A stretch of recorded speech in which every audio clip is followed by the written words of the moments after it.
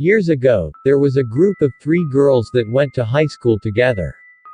They were all my best friends, and on night during the summer holidays, we decided to have a sleepover party. They spent all day planning their sleepover and, because they were all horror fans, they decided to rent a scary movie. It was late at night when the 3 girls piled into a car and drove to their local video rental store, but it was closed. The girls spent the next half hour driving around town, looking for a video store that was still open. Eventually they found a small shop located in a side street and went inside. The girls could not agree on a film to rent, so one of the girls came up to the women behind the counter and asked her if she had any suggestions. The women told her she had just the thing for them and disappeared into the back room. While they were waiting, one of the girls noticed a videotape lying on the counter. It didn't have a box cover or a label and it seemed to be very dirty and stained. She was curious to see what it was and reached out to pick it up. Just then the woman came running out from the back room, slamming her hand down on the tape, pulling it away. With a strange smile on her face she said, "That's not something you girls should be watching."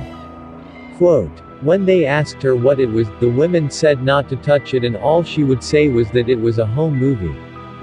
Then she handed them an old horror movie and told them that would be much better for them to watch.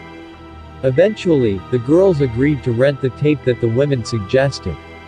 While she was in the back room, searching for the film, one of the girls took the opportunity to swipe the mysterious videotape and stuffed it in her purse. Later that night, when the girls returned home, the girl who stole the tape took it out of her purse and convinced the other 2 to watch it. They put the tape in the video recorder and pressed play. All of a sudden the power went out and the room was plunged into darkness, however the television was still on. With a crackle of static, the video started playing and, on the screen, they saw a woman tied to a wooden stake. She was surrounded by angry men and women who were carrying burning touches. They were shouting and spitting on her and then they set fire to the wood beneath the woman's feet. 5 that they should return the tape immediately.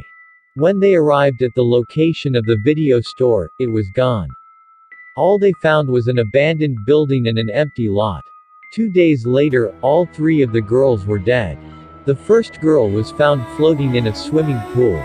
Her body was burned beyond recognition. The charred remains of the second girl were discovered in the middle of a park and the third girl's body was found in a furnace. When the police were investigating the mysterious deaths, they thought it was a very strange coincidence that all 3 girls had burned to death on the same day. In each case, the police thought it had been spontaneous combustion, but the weirdest thing about it was that nothing around them had even been singled by the flames. They found a trash can outside the house of one of the girls. It had been set on fire and was burned out. Everything inside it was destroyed except for a videotape, which had been inexplicably left untouched by the flames.